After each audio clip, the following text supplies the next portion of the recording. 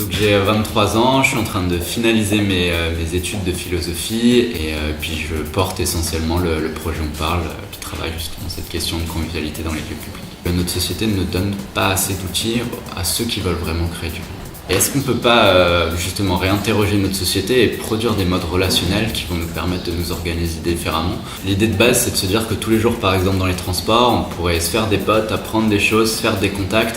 Nous, on va essayer de développer des petits outils qui vont créer ces occasions de rencontres, des animations. Notre premier projet, c'était de faire un badge, de marquer On Parle dessus, et si quelqu'un voit ce badge, il sait qu'il ne va pas la déranger, il va pouvoir lancer une conversation. Par exemple, nous, on a développé une Parlabox. C'est une petite boîte qu'on pose dans des restaurants ou dans des cafés. Et si quelqu'un la pose sur sa table, les gens autour savent qu'ils peuvent venir s'asseoir pour manger un morceau, boire un verre.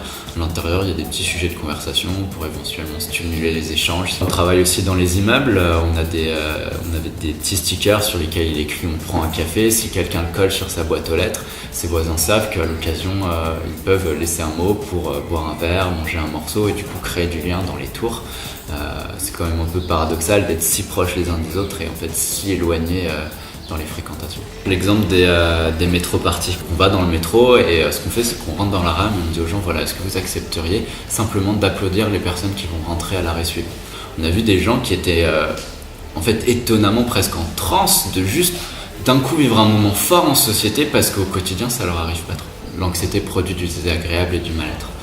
La convivialité, si on voulait la définir, ça serait toujours le moment où en fait on dépasse cette anxiété pour justement créer un moment ensemble.